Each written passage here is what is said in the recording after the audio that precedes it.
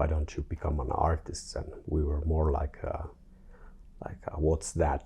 And we all kind of were afraid of doing things in public, and we wanted how to challenge ourselves conception of eternal life. And I thought that this is it's insane. It's absurd. It cannot be. Hello. Hello, my name is Simo Saarikoski. I'm from Finland, 42 years old. Let's maybe start from the very beginning. How did you even decide to become an artist? That was nothing that I was planning when I was young. I didn't plan anything. So in my family there was no we were not a cultural family at all. So there was no examples or any kind of guidance from my parents or relatives to become an artist. It just happened gradually. Of course, for some reason I was always drawing when I was a kid. When I was about 18 years old in high school, there was one teacher who was a professional artist. He came to teach us in one class. Me and my friend went to his course, and because we made some crazy stuff with the video course, he really supported us to move forward, like that you're technically good and you guys do great things, that why don't you become an artist? And we were more like what's that? And I didn't even know that there are kind of art schools and stuff like this exist. What kind of high school was yours? It was like a regular Finnish high school, lukio. On that moment, it kind of, because I didn't really have any plans or any things otherwise that would interest me. So that was kind of the starting point of my career, if you want to call it like that. Yeah, sometimes it's very important what kind of teacher we would have. Yeah, sure. Or some kind of I don't say mentor, but something that someone who takes you seriously when you're young and then gives you some support or some kind of vision that there's other ways also. And then you applied, where did you study? I studied in Kankaanpää art school. What did you study there? I studied sculpture. Yeah, and I'm quite like a versatile artist. I do documentary videos or short movies. I paint with watercolour, and I have a strong background in performance art and this kind of Not too sculptural. No, nothing to do with this kind of traditional sculpture. But lately I've been also doing some small sculptures also. So yeah, there's 3 sculptures. This first one is called the Prosperity Theologian's Dream. The one with the golf player is called Proletarian Lobotomy. And the third one is the young populist. Gives you empty promise. Whispers from the great goo. Has a Trump effect on it. Most of the stuff I have doing is actually self-taught myself to do. I think nowadays it's quite common also that people do very different kind of things. You can teach yourself so much more because the internet. The techniques have become much more cheaper and something that you can really get into pretty easy. So that has changed a lot, of course. Yeah. And you said you don't have any artists in your family. Did they support you when you decided to become one? How did they react when you told them? Well, my father has passed away a long time ago, so I'm basically talking about my mother, and she was just more or less happy that I went to study something. It's not that we have discussed this a lot. She hasn't tried to stop me in any way. You spent some time in Kankaanpää studying sculpture. What happened after that? Then I moved to Pori and I lived there for 6 years. We were doing a lot. We were running a gallery and doing a lot of performance, organizing events, doing collective work with this T.E.H.D.A.S collective. And then we had our own performance group, Messianic Research Centre for Visual Ethics. And we're organizing festivals, like people from all over the world came to Pori to perform, and we were also traveling a lot by ourselves in Europe and US. And how did you move from sculpture to performance? Well, we started this group already when I started studying, and it was something like, I don't know, we had interest in this. We were 4 guys, and we all kind of were pretty afraid of doing things in public, and we wanted somehow to challenge ourselves. I don't know if I would ever come to this without meeting those people, because then it clicked somehow. And then we started from zero and started first things that were kind of want to make like a parody of art and science in the same time. And then we wanted to create a visual style for ourselves and kind of that there is nothing kind of sacred that we can try to challenge and do while we were educating people. Those are the years that I was living in Pori, and they were like very social and collective somehow, and my own individual work was more or less like in a background. But then little time passed and I moved to Helsinki. How did you decide to move to Helsinki? Well, because I already wanted to change for some time, and I met my wife, who's from Bulgaria. Who is our guest in the first episode. Yeah, Laura, we met in Pori, and then between 2009 and 12 I was actually spending a lot of time in Sofia. And then when she came here to study in Helsinki, it was like obvious that I will also come here. What are you working on right now? Well, right now I'm working with this documentary, Abandoned Lands, which has been shot in the past 2 years in 16 countries around Europe. It's about abandoned places, environments, kind of abandoned lifestyles, empty houses in countryside, old factories, stuff like this. When the society and technical revolution goes on, then some things are left behind.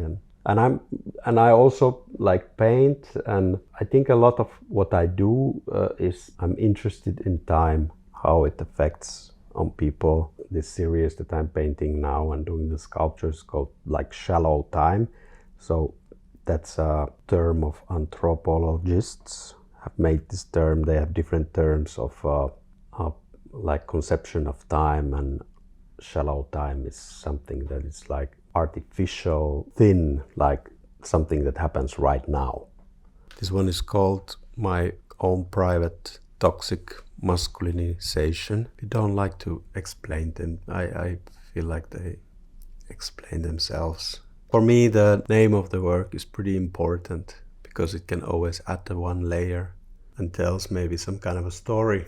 This Orthodox icon here is interesting. Yeah, religion can be used in many ways, and not all of them are very good to justify things. It's pretty dangerous. This one is called At the Sunny Beach. This is what people usually do there. This one is called Bloodbath. It's actually the latest.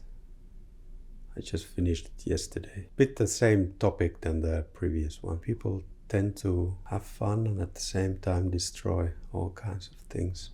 This one is called The Summer Excursion. Kesäretki in Finnish. Something has happened. I wanted to catch this kind of summer moment, light when it's sun is shining brightly from the upwards. Your works have some of them very political note. What is your take on activism? I don't feel very strong connection to that. For sure, I don't feel like that I'm any kind of activist.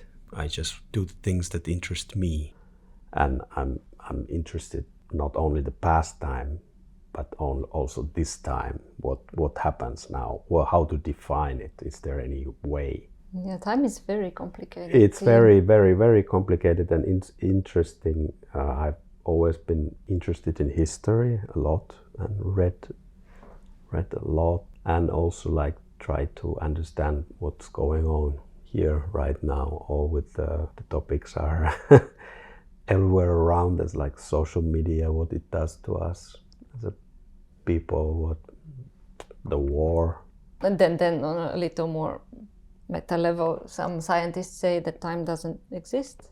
true. And what is, yeah, like time or life, like people in the East and West have different thinking, like, is it a rounded, is it like something that things repeat always the same, or is it just a flat line that there's beginning and there's the end? And I remember when I when I was a child and I lost my faith in the Bible and the God, when I was thinking that this conception of eternal life, and I thought that this is like, it's insane. It doesn't, it's absurd. It cannot be.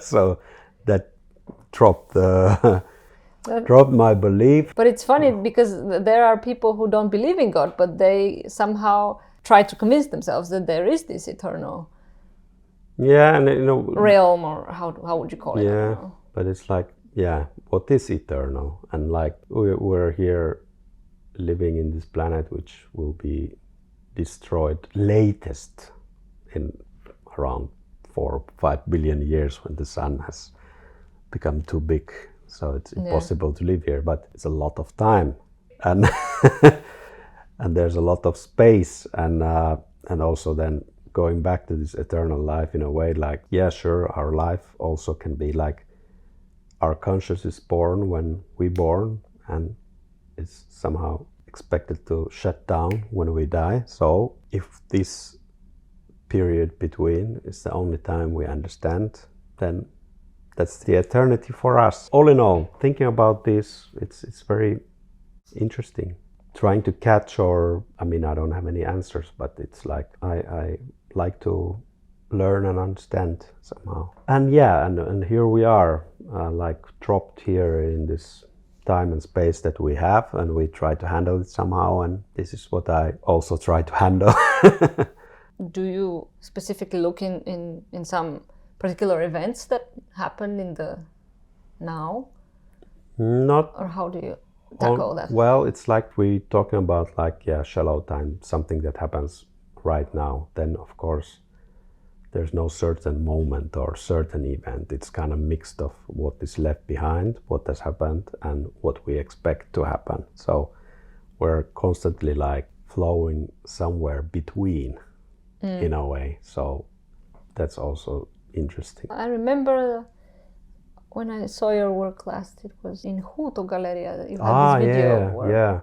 Yeah, it was the same idea that I was talking earlier about this Europe, but this was only been shot in Finland. And then there were these abandoned houses there. Were a lot, and then I made the music and sound and everything to that, but then at that time by myself, and I wanted to develop this like a bit more and do it better. 16 countries in Europe, that sounds exhausting.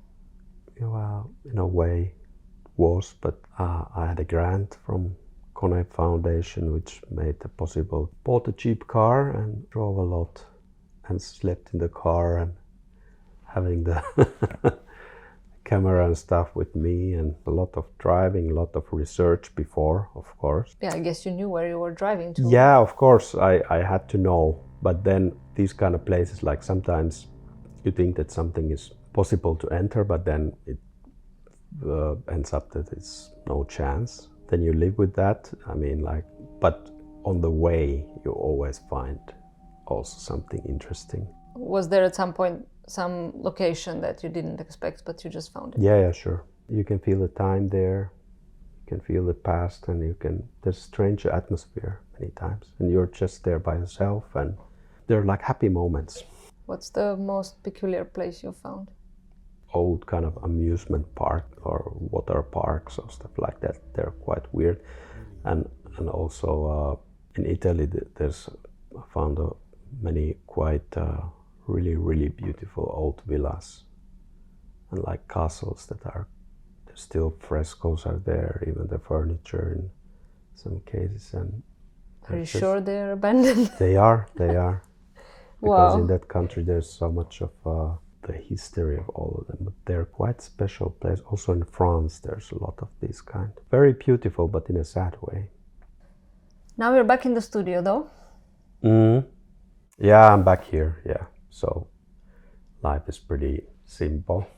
Do you have some special routines in the studio, some things that you do? Well, in a way, yeah. I mean, like, I'm more of like an evening person, much more efficient during the afternoon or evening. When I wake up, my routine is to have coffee immediately, because it takes like few hours to get the engine running somehow, that I understand like anything, where I am and what should I do. So my routine is to drink coffee, to eat something, and read the news. What happens now? Yeah, what happens, where we are. I'm a bit, maybe a little bit too much of a news junkie. Have you ever been in a creative block? Yeah, sure. It's difficult. How do you find yourself a way to get out of it?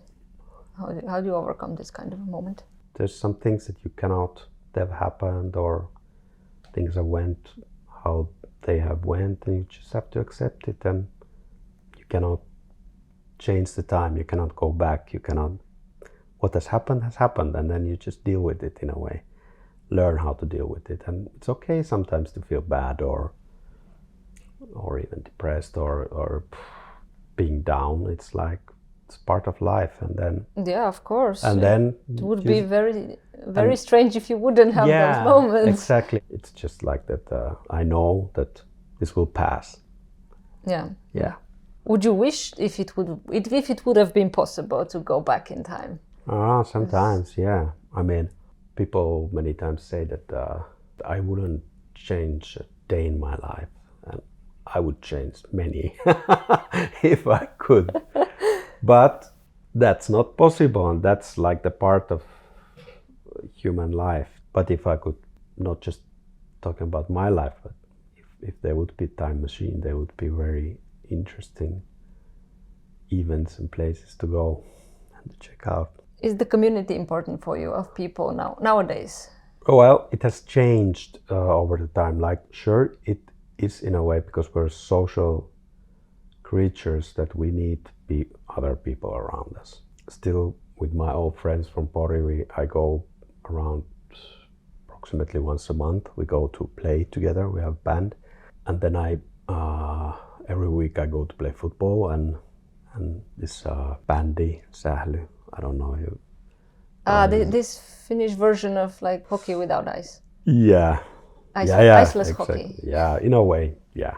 Doing things physically makes you feel good, better, and then also that you have this belonging of something, because if you're just here by yourself, it's like, I could be here for days, but it starts to alienate from people, and that's not good. Do you go to exhibitions? Well, sometimes, yeah. And it depends, like when I was working, and I will go back working in National Gallery, and then I didn't want to go to almost any exhibition, because I was...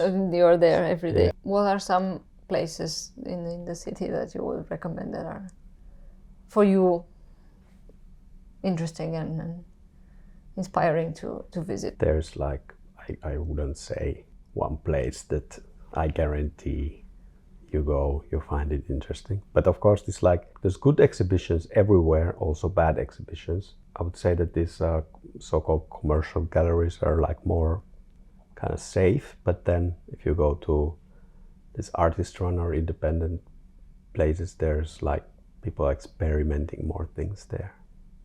And sometimes it can be very interesting. Let's maybe talk about the studio a bit. Mm-hmm. Yeah.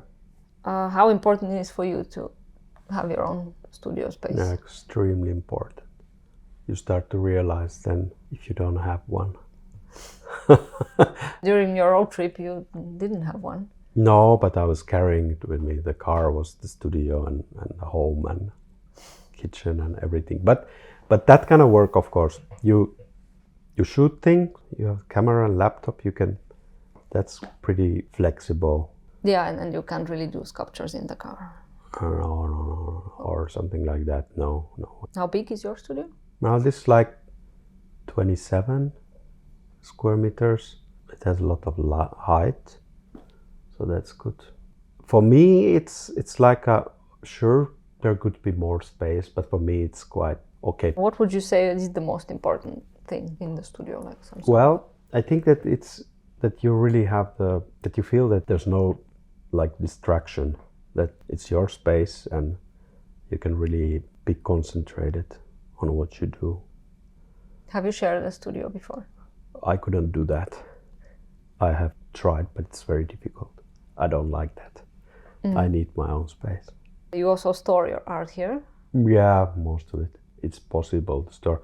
But then I also have like bigger sculptures, for example, that I did when I was younger. I have just simply destroyed them or gave them away or like put into pieces and gave the materials away or something. That kind of stuff, it's kind of useless to carry around, because if you don't have a place for it and it has done the purpose and nobody wants to buy it or have it or something, like what's the point? Well, maybe somebody would buy it eventually. Yeah, but you don't have time. It happens at the time, and if it doesn't, then it's time to go. But paintings, of course, especially when they're like paper-based, it's much more easier to store. And then all the digital stuff is...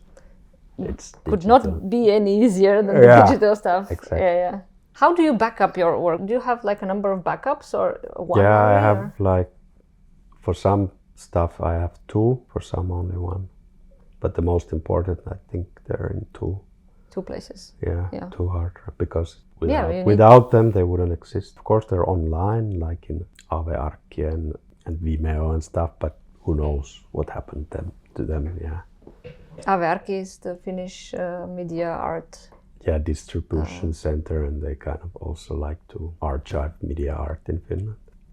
Well, what are some other artists or books or movies that have somehow affected you and your work? Well, I have always listened a lot of music and read books. Nowadays maybe less reading, but I have found also the audiobooks, which are really good when you work or you're going to bed. One Austrian author, this Thomas Bernhardt, I had a deep feeling after reading his books. Last movie that I watched was it's from a couple years back, The Painted Bird. It's pretty heavy, but really good movie.